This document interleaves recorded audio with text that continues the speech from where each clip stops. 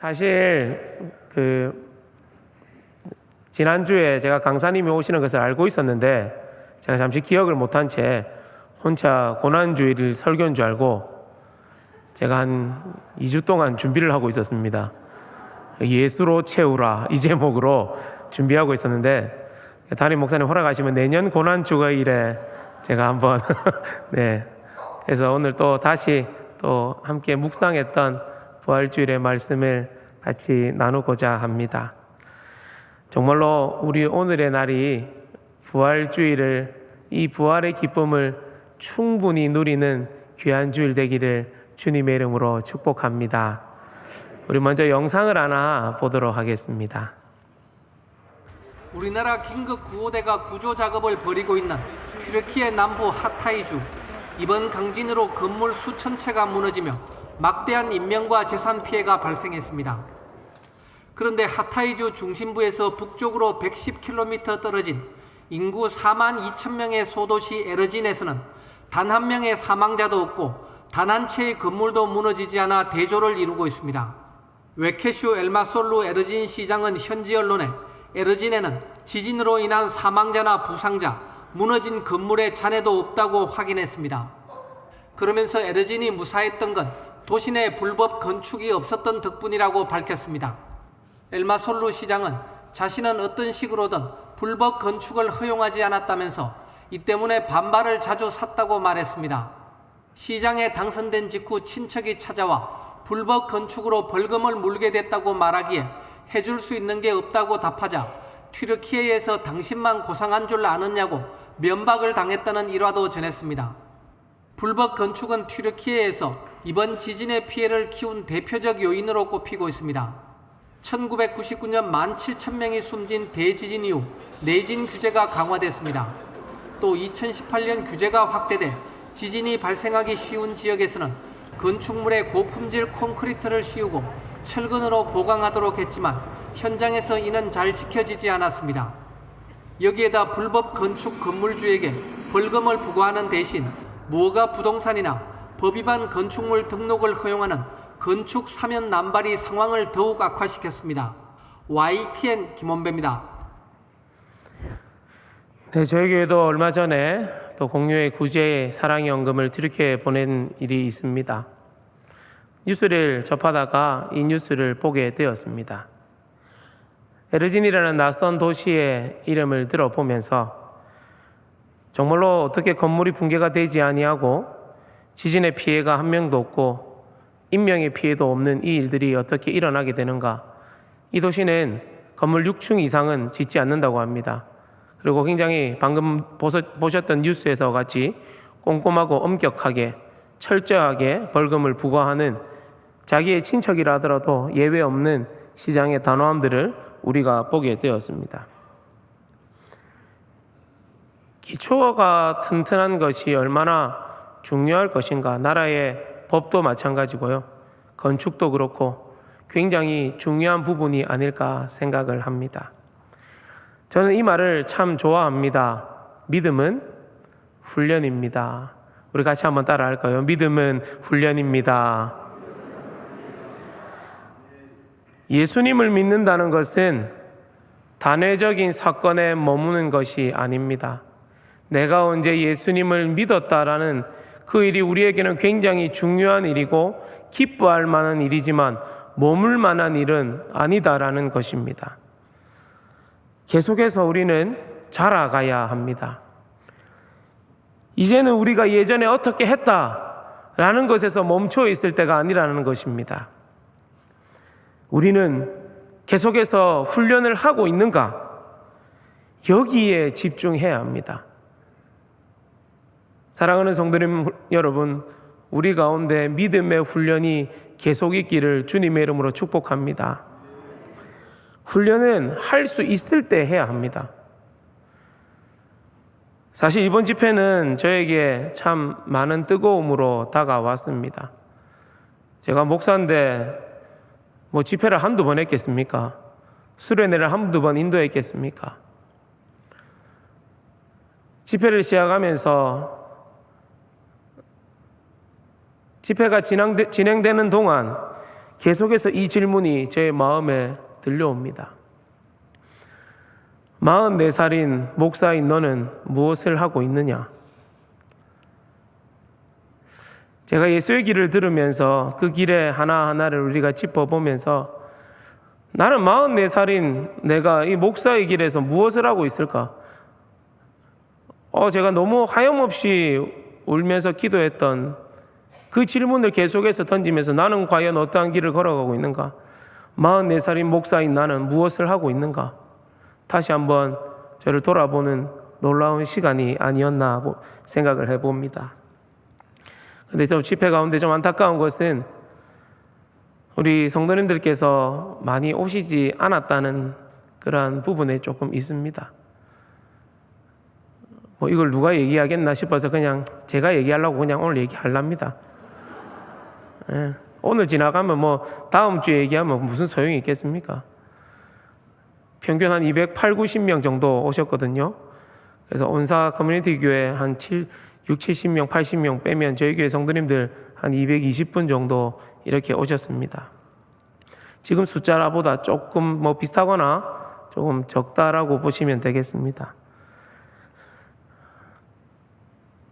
사실 이 말씀을 들으시는 분들은 다 오시는 분들이라서 별로 소용이 없을 거라 생각을 하지만 훈련은 기회가 있을 때 잡는 것이 좋습니다. 그때 그 순간 주시는 하나님의 은혜가 분명히 있거든요. 제가 예수의 길이라는 타이틀로 말씀을 들으면서 어느 부분에서 어떻게 기대하며 나왔는지 제 마음속에는 몰랐지만 하나님께서 저를 기도의 자리에 주저앉히시는데 이걸 내가 어떻게 해야 할지 몰라 당황했던 이 행복한 순간들을 다시 한번 또 돌이켜봅니다. 사랑하는 성도님 여러분, 기회가 있을 때 은혜의 자리를 잡는 그 복을 누리시기를 주님의 이름으로 축복합니다. 늘 주어지지 않습니다. 예수님이 언제 오실지 우리가 오늘 내일은 안 올 것 같기 때문에 항상 좀 널널하게 신앙생활 할 수도 있는데요. 주님 언제 오실지 모른다고 하면서 오는 기회를 안 잡는 것은 조금 많이 우리에게 손해라는 생각이 듭니다. 찾아오게 되거든 그 기회를 꼭 잡으시기를 간절히 소망합니다. 다시 아까 에르진이라는 그 동네를 살펴보면서 우리 스스로에게 이러한 질문을 한번 던져보겠습니다. 나의 집은 튼튼한가? 나의 신앙의 집은 과연 튼튼한 것인가? 믿음의 훈련이 계속된다는 것은 우리의 기초가 얼마나 더 단단하게 다져지는가, 여기에 성패가 있습니다. 공사의 현장은 사실 많은 공사 기간들 중에 기초를 닦는 것에 가장 많은 시간을 둡니다. 하지만 그 기간이 끝나면 건물이 올라가면 다시 기초 공사는 하지는 않습니다. 그러나 우리의 이 믿음의 훈련의 기초는 계속해서 다지고 또 다지고 다지셔야 합니다.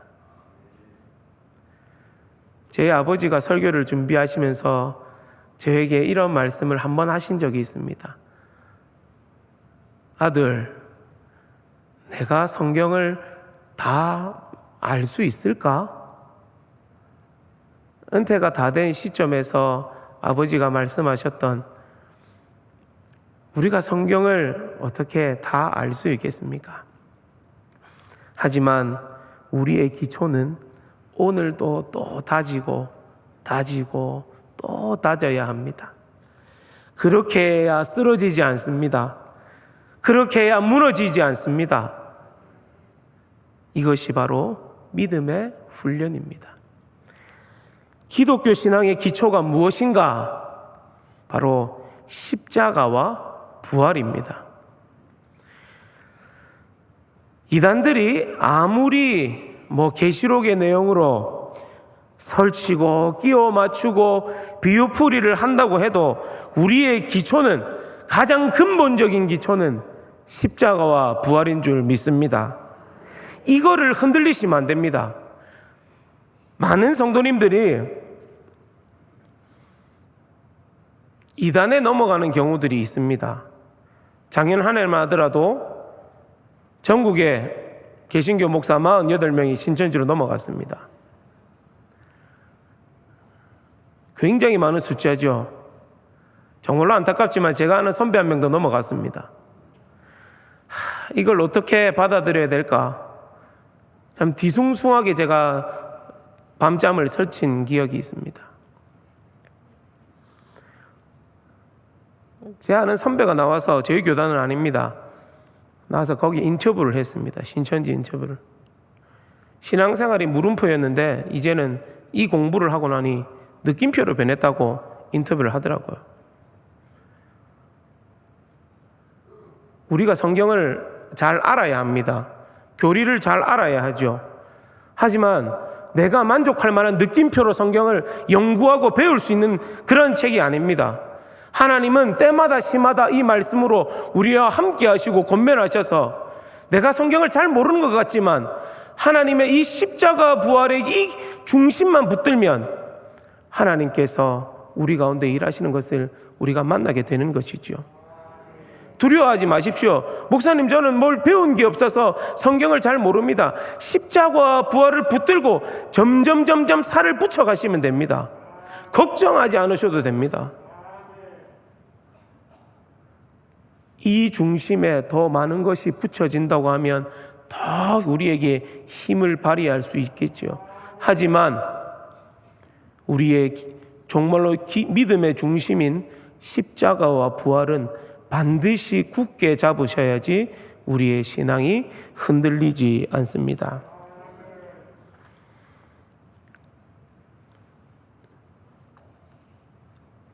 아무리 세상이 요동치고 이단이 난리를 친다 해도 우리는 평안함을 유지해야 합니다.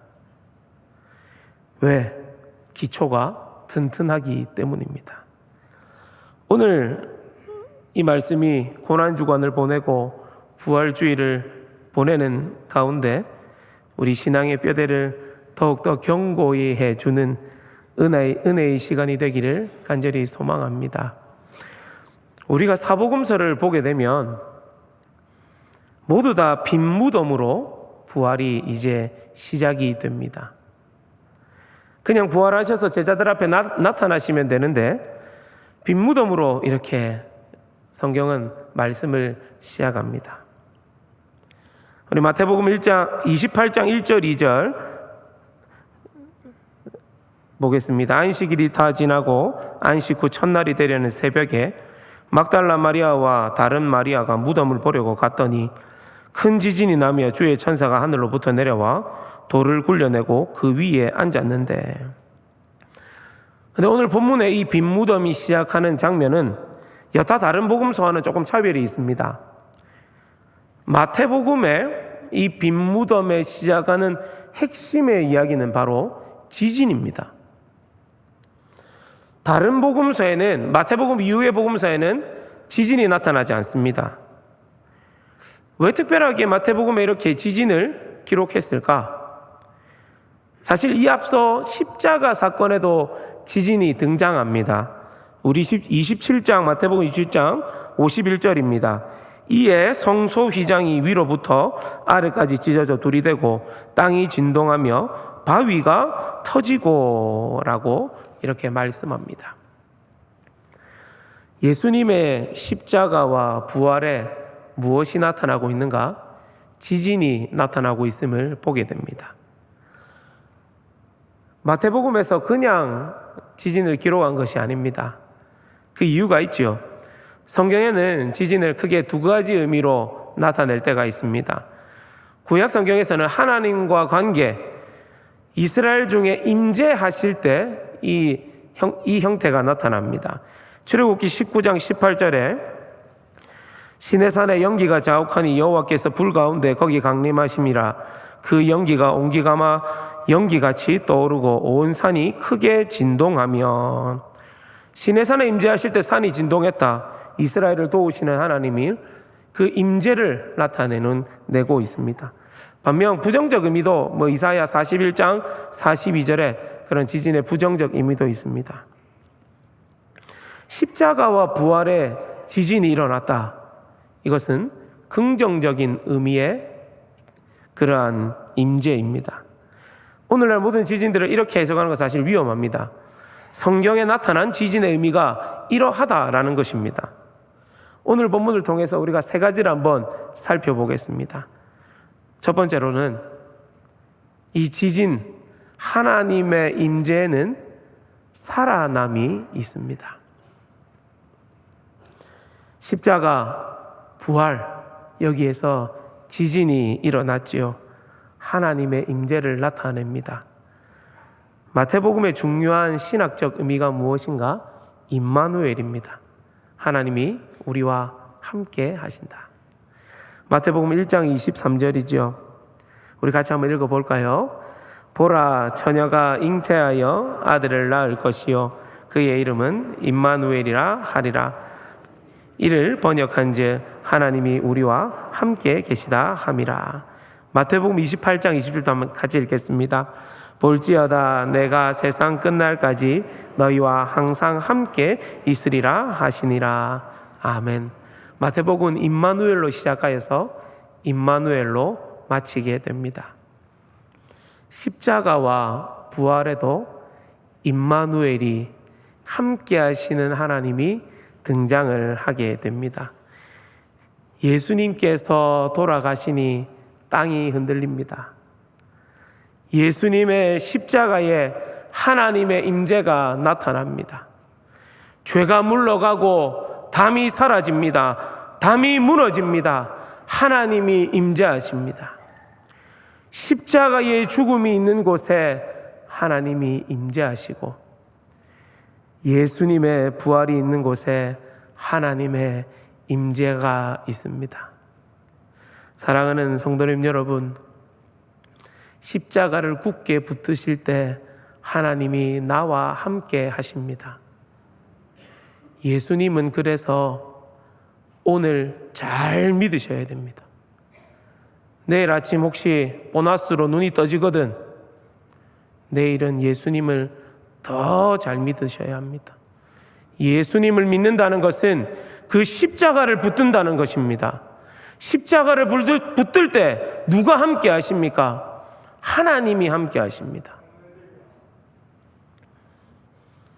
십자가, 임재, 부활, 이것이 연결이 되어서 우리에게 무엇이 되는가?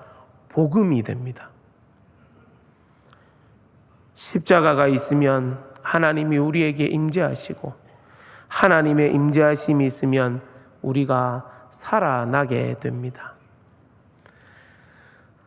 아담과 하와가 얼마나 좋았겠습니까? 하나님과 함께하는 그 에덴 동산.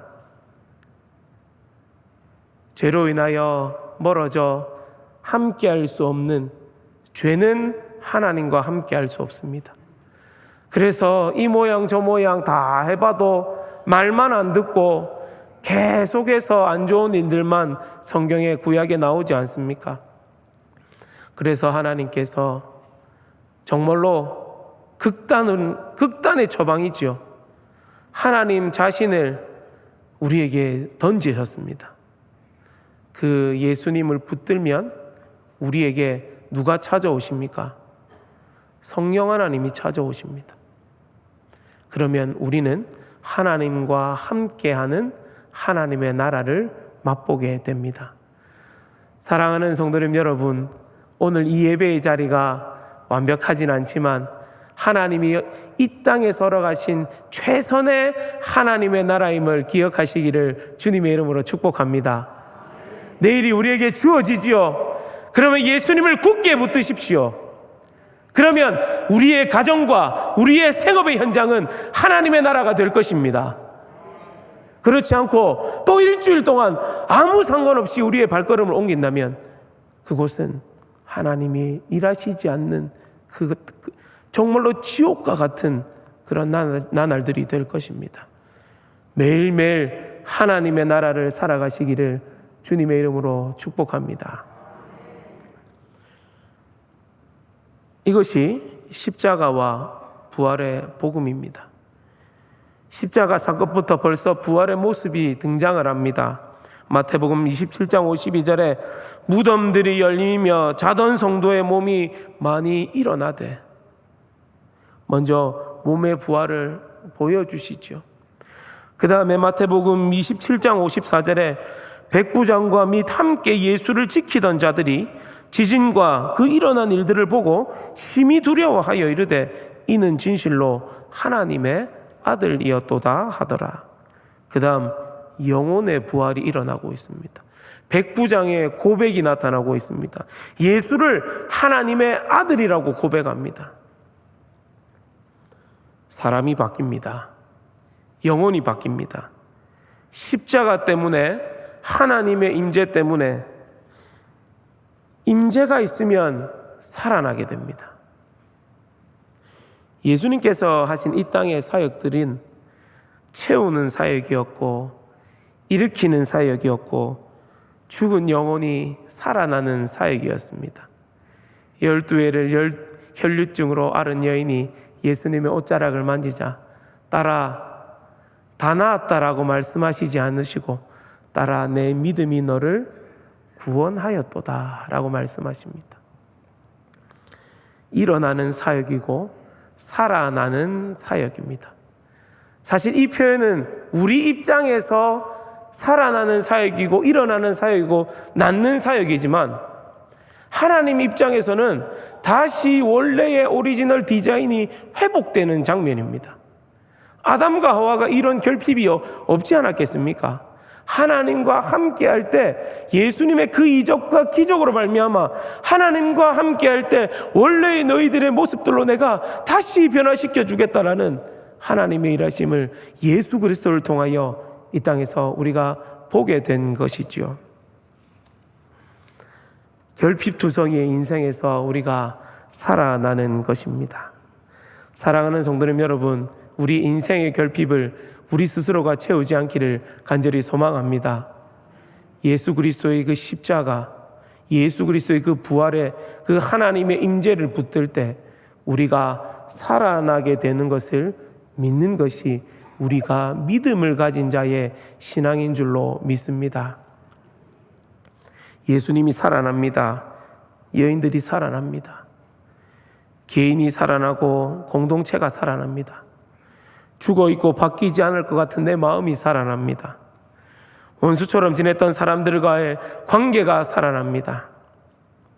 이 땅 가운데 소망을 두고 죽어가던 우리가 하나님의 임재로 참된 소망을 가지고 살아가게 되는 것이죠.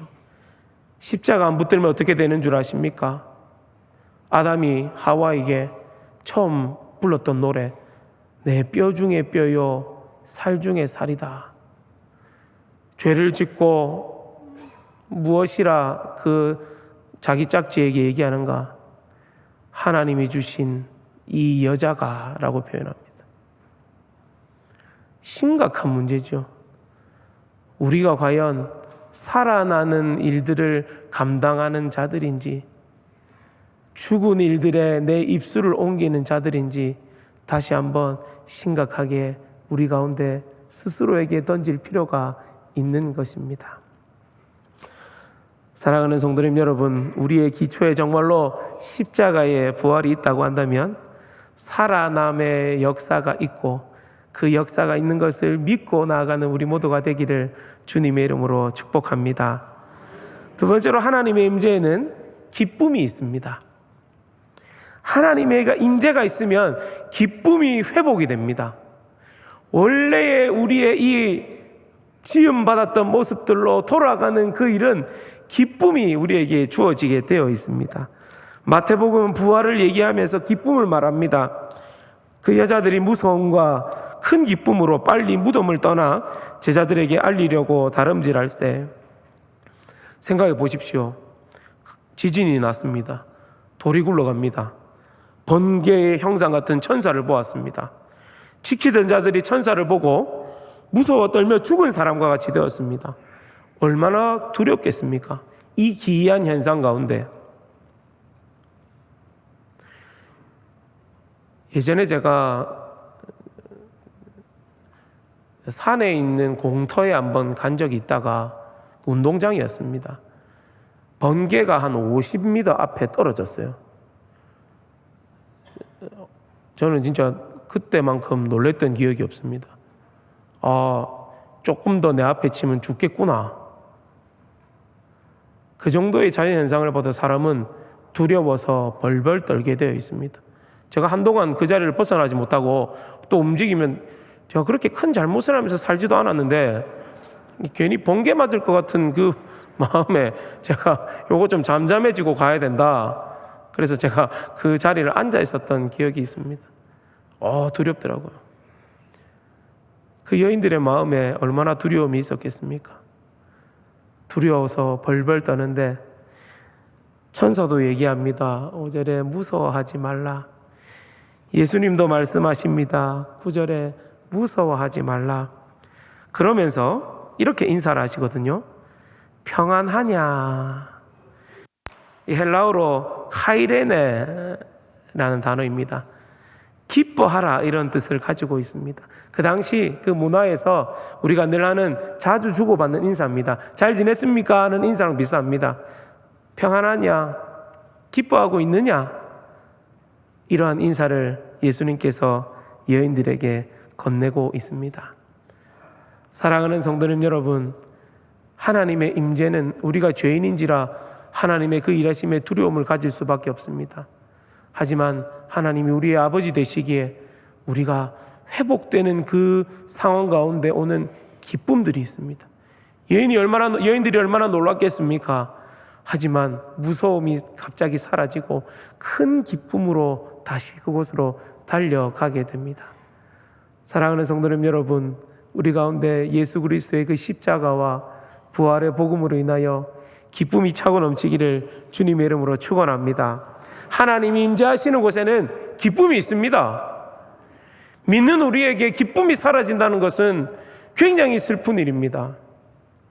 뭔가 잘못되고 있다는 것입니다.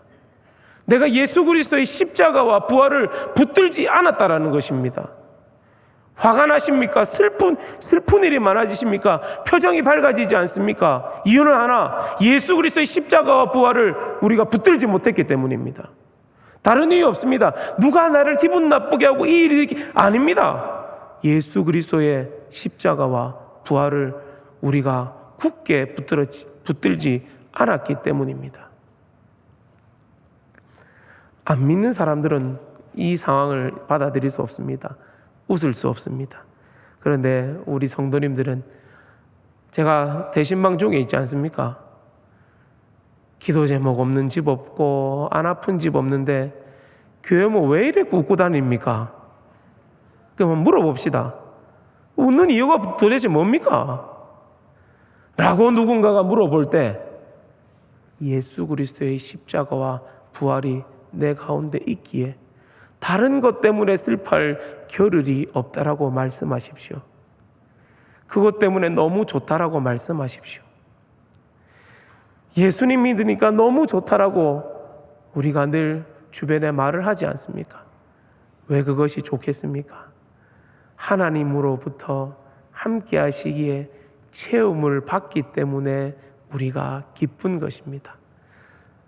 사랑하는 성도님 여러분, 우리의 믿음의 여정이 다할 때까지 기쁨을 잃어버리지 않기를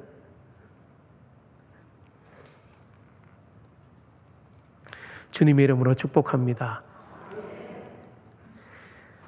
그리스도인이 기쁨이 없다, 웃는 게 어색하다, 이제는 이렇게 돼서는 안 되는 일이죠. 세 번째로 하나님의 임재에는 예배의 회복이 있습니다. 마태복음 28장 9절에 예수께서 그들을 만나 이르시되 평안하냐 하시거늘 여자들이 나아가 그 발을 붙잡고 경배하니. 이 9절에 경배한다라는 표현은, 이 상황에서 경배한다는 표현은 마태복음에서만 등장을 하게 됩니다. 하나님이 임재하시면 사람이 살아납니다. 우리가 살아나면 우리 가운데 기쁨이 넘칩니다. 기쁨이 넘치는 우리가 할 일이 뭐겠습니까? 바로 예배입니다. 인생의 제일 되는 목적이 무엇입니까? 하나님을 영화롭게 하고 영원토록 그분을 즐거워하는 것이다. 제가 성막을 설교할 때 이게 뭐냐고 말씀을 드렸습니다. 바로 예배입니다. 우리가 살 안 하고 기쁩니까? 예배의 자리에 나오는 것입니다. 하나님을 높여드리는 자리에 나가는 것입니다. 이것만큼 행복한 일이 있겠습니까? 저는 월화수목 금토는 그래 별로 안 좋습니다. 주일은 되게 좋습니다. 함께 모여 예배하거든요. 수요일도 있고 금요일도 있는데 특별히 주일이 참 좋습니다. 누가 예배합니까? 여인이 예배합니다. 마태복음은 예배로 시작해서 예배로 마치거든요. 동방박사들이, 이방인들이 와서 아기 예수님께 예배합니다. 그리고 여인들의 예배로 마태복음은 마치게 됩니다. 이방인들입니다. 여인입니다. 취급도 안 하는 이방인들과 숫자에 들어가지도 않는 여인들, 각각 이 사람들의 예배로 시작하고 여인들의 예배로 마친다. 차별받고 무시당했던 사람들이 와서 예배합니다.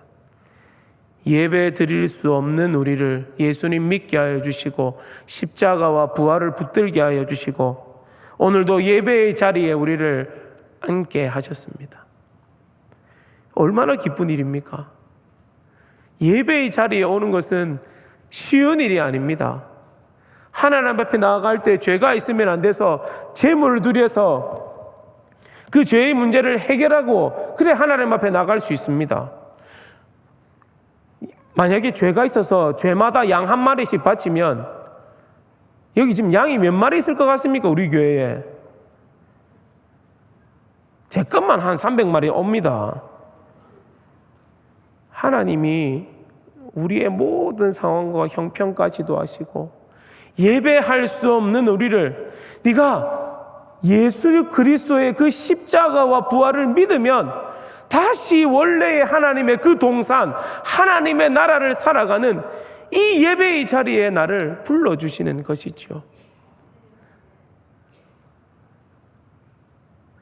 하나님의 임재가 있으면 반드시 예배가 있습니다. 십자가와 부활이 우리 가운데 뜨겁게 자리를 잡으면 우리는 예배의 자리에 가고 싶어. 이런 표현 죄송합니다. 미칠 지경입니다. 오늘 그래서 다 여기 앉아 있는 거 아닙니까 지금? 너무 감사합니다. 사랑하는 성도님 여러분, 이 행복한 부활주일 가운데 우리 교회 가운데 우리의 가정 가운데 하나님의 임재가 강력하게 임하기를 주님의 이름으로 축복합니다.